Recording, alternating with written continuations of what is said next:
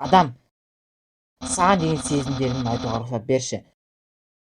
Сол сезімнің бірі мен сияқты тастан татындай біреуді тапқаным. Басқа біреуі сенің берген жұмбақтарыңнан әсер алуы және де сені керемет деп ойлайтын, өзі де ақылды керемет адамды табуға ниетім ашылып. Осы сезімдер қазіргі сезімдерді сезіп тұрғандай болу керек. Мен бұны қалай сезетінімді елестете алмаймын. Өйткені мен өте жақсымын. Менде осындай көп дос болады деп ешқашан ойлаған емеспін. Мен сені аяп отырмын, себебі сен жалғызсың. Уайымдама, енді сен жалғыз болмайсың. Мен, Ұлы Папайрус, сенің ең жақын.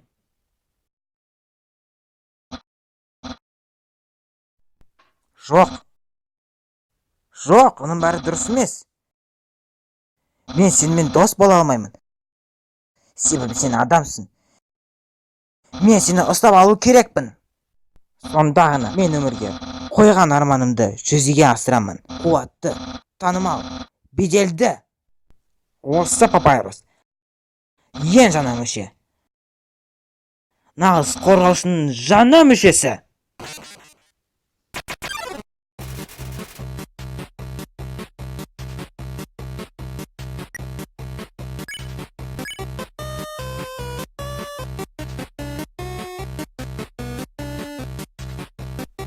Не? Сенімен флирттау?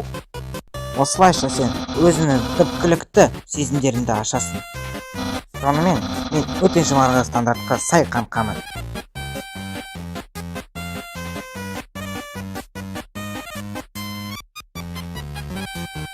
О, жоқ, ол кішіпейілдік мені еске салады. Өзіме? Сен менің стандартыма сай болып тұрсың. Бірінші мен сені ұстап алайын. Содан кейін мен сенімен кездесемін.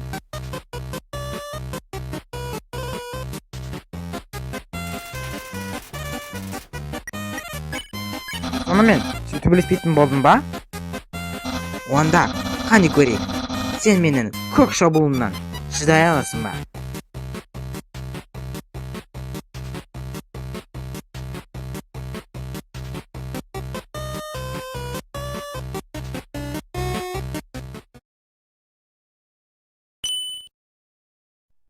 Сен енді көксің. Бұл менің шабуылым.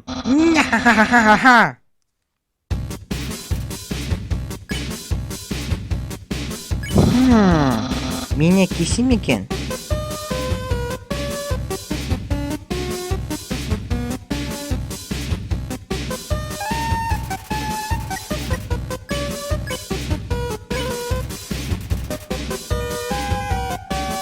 Қандай? Жоқ, мен оны ойлап жатқан жоқпын.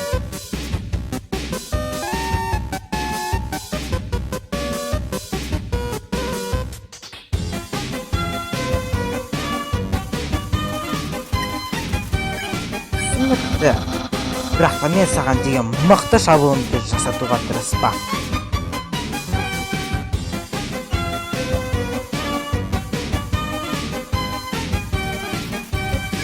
Мен өзімнің болашақтағы танымалдылығымды сезіп жатырмын.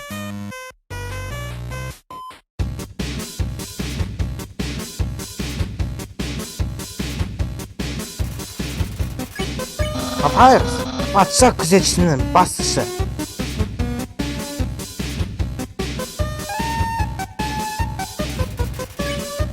Папайрус, ғажайып спагеттер.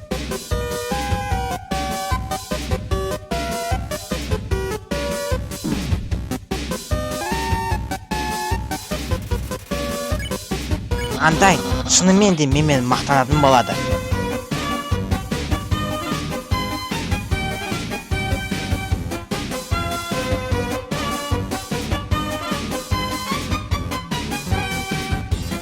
Патша қоршауға менің күлімсіреген түрімді салады.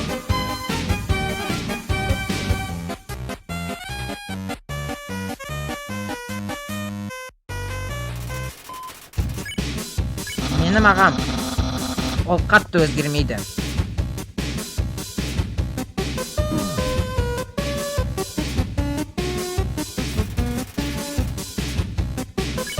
менде көптеген табынушылар болады. Бірақ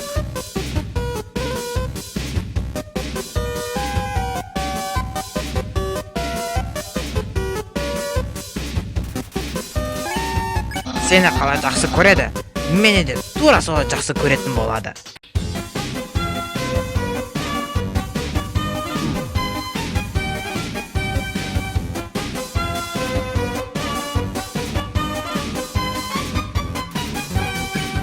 Сен сияқты адам шын мәнінде сирек.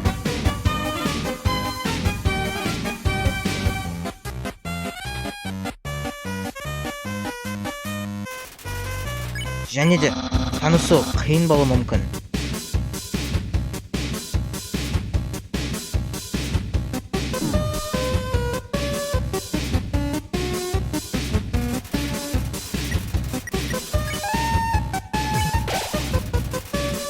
Сені ұстап алғаннан кейін бірден жіберем.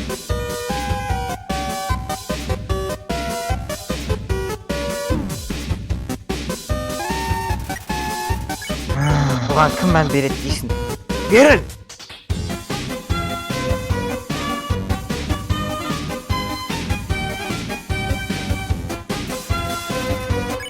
Беріл! Немесе менен керемет шабуылына төтеп бересің.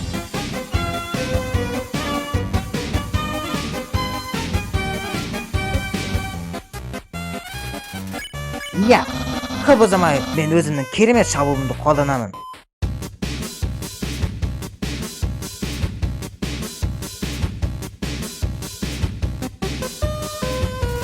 Кім ұзаққа созбайды, мен осы керемет шабуылды қолданамын.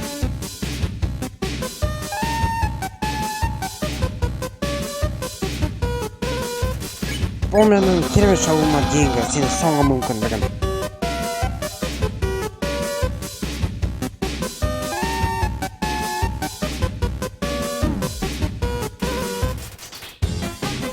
Менің керемет шабуылымды тамашала. Бәне. Бұл менің керемет шабуылым ғой. Ей, сен ақпақ вид. Сен мені естімейсің? Сүйекті тістеуді қой. Ей, сен не істеп жатырсың? Менің керемет шабуылымды қайтар. Жарайды. Әдеттегенде шабуылды қолдана салайшы. Міне қауіпті шабуыл.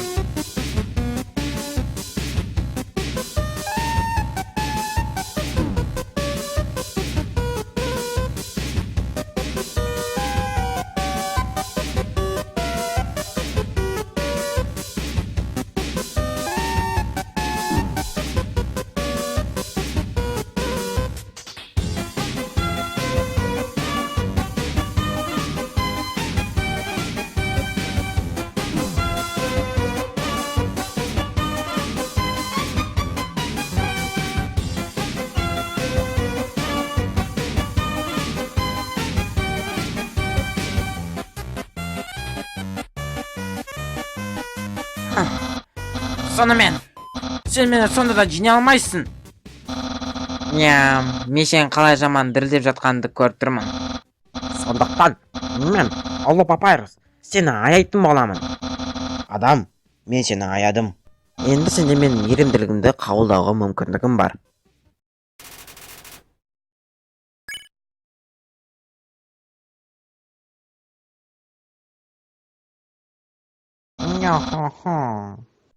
Мен сияқты, ал сіздің өзін ұстай алмадым. Андайның көңілі маған болмайтындай сияқты. Мен патшаның күзетшісіне қатарына қосылмаймын. Және де менің достарым саны осылай тоқтап қалды.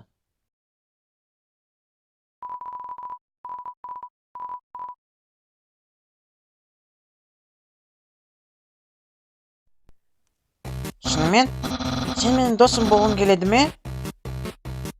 Жарайды онда. Мен солай деп ойлаймын.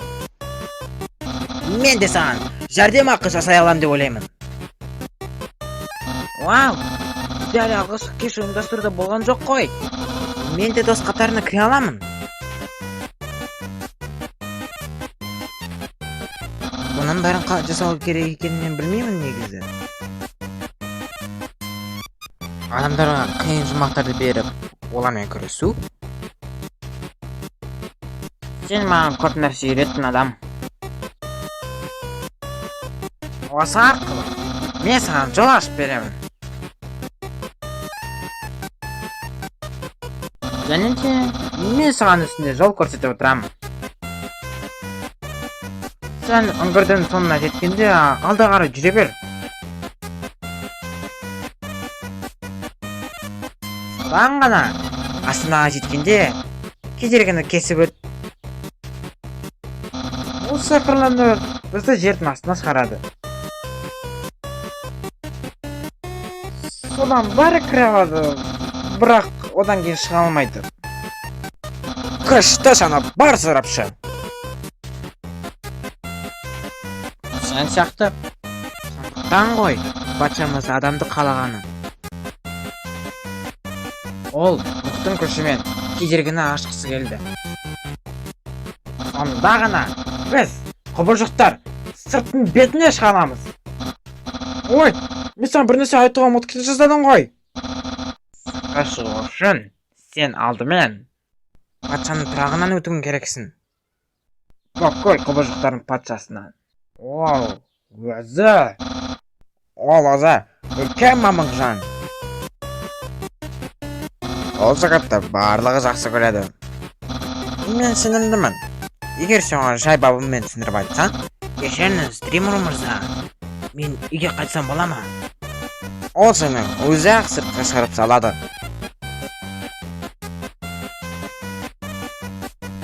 Бәрібірде сөйлесудің өзі жеткілікті. Мен үйге керемет дос болып қайтамын. Сол күнде маған келіп, менімен бірге көңілді күй өткізесің.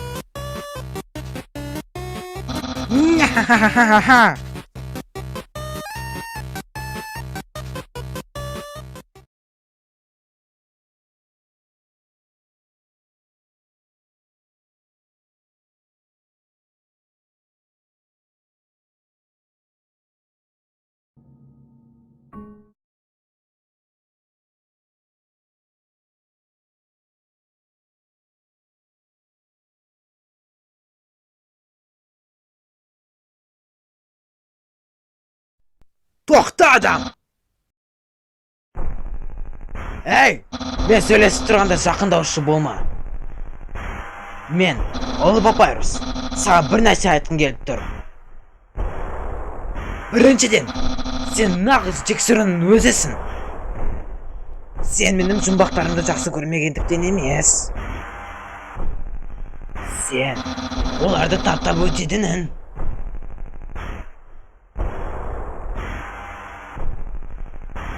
Онымен қоса, сенің қолың ақты дәрісіндей.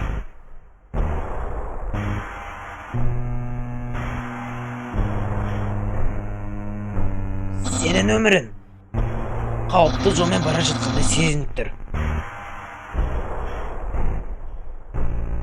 Бірақ мен сезіп тұрмын, сенің ішінде жақсы әулет жатқан. Әркімде ұлы атақты бола алады, егер тырысса. Алмаған тырыспа қоюға да болады.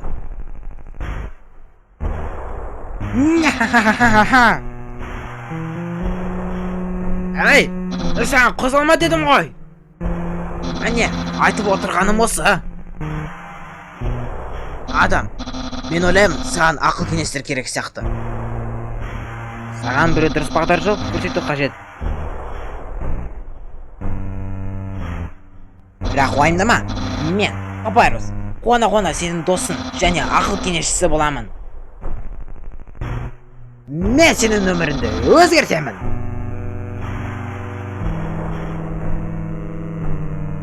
Жақындап бара жатқанымды көріп тұрмын. Сен керемет құшақтауларды ойымдап жүрсің ба? Вау! Менің сабақтарым саған күштілеп тұрып көмектескен ғой. Мен, Ұлы Папайрус, сені құшақтауларында қабылдаймын.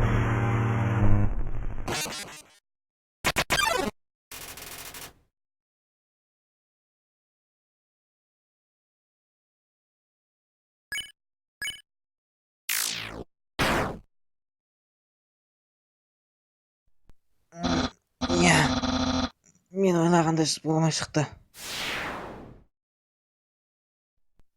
Бірақ мен саған сенемін. Сен керемет бола аласың. Саған солай болған ұнамай жатса да, мен уәде беремін.